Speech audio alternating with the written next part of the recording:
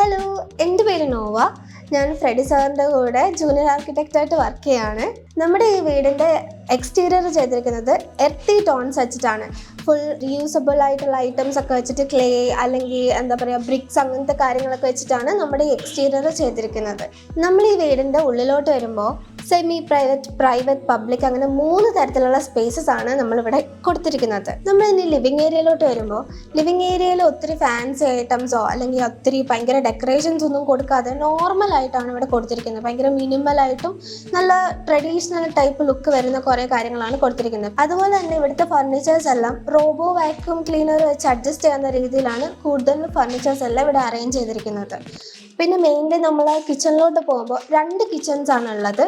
അതും ഇവർക്ക് കുറേ ആൾക്കാർ വരുന്നത് കൊണ്ട് തന്നെ 2 കിച്ചൺസ് മാക്സിമം യൂസ് ചെയ്യാൻ പറ്റുന്ന രീതിയിലാണ് ഇവിടെ പ്രൊവൈഡ് ചെയ്തിരിക്കുന്നത്. നമ്മൾ ബെഡ്റൂംസിലോട്ട് കയറുമ്പം നമുക്ക് മനസ്സിലാക്കാൻ പറ്റും കൂടുതൽ മെറ്റീരിയലിംഗ് കൊടുത്തിരിക്കുന്നത് ഫുൾ വുഡൻ ഫിനിഷിലാണ്. ഇവിടെ നമ്മൾ സിറ്റ് ഔട്ടിൽ നിന്ന് കയറി വരുമ്പോൾ sit out come living space ആണ് നമ്മൾ കൊടുത്തിരിക്കുന്നത്. ക്ലയൻറ്റിൻ്റെ മെയിൻ റിക്വയർമെൻ്റ് ആയിരുന്നു ഇവിടെ കുറേ ഫാമിലി മെമ്പേഴ്സ് ഉള്ളത് കൊണ്ട് തന്നെ അവർക്ക് കുറേ പേർക്ക് സീറ്റിംഗ് ഏരിയ അറേഞ്ച് ചെയ്യണം എന്നുള്ളത്.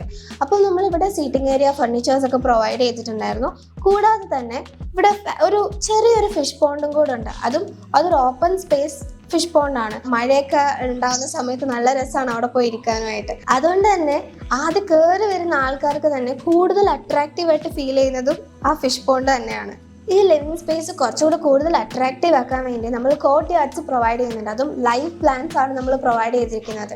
ഇതിൻ്റെ വാൾ എന്ന് പറയുന്നത് ഫുൾ ക്ലാഡിങ് മെറ്റീരിയൽ ആണ് യൂസ് ചെയ്തിരിക്കുന്നത്. അതും ഭയങ്കര എസ്തെറ്റിക്കലി പ്ലീസിങ് ആയിട്ടുള്ള ക്ലാഡിങ് മെറ്റീരിയൽസ് ആണ് നമ്മൾ അവിടെ യൂസ് ചെയ്തിരിക്കുന്നത്. നമ്മൾ മെയിൻ ഡോർ ഒന്ന് ആദ്യം കയറുന്നത് ഒരു ചെറിയൊരു പാസേജിലൂടെയാണ്.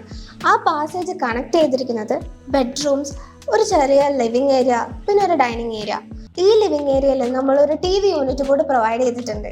നമ്മളിനി ഡൈനിങ് ഏരിയയിലോട്ട് പോകുമ്പോൾ 6 സീറ്റർ ഡൈനിങ് സ്പേസ് ആണ് അവിടെ നമ്മൾ പ്രൊവൈഡ് ചെയ്തിരിക്കുന്നത്.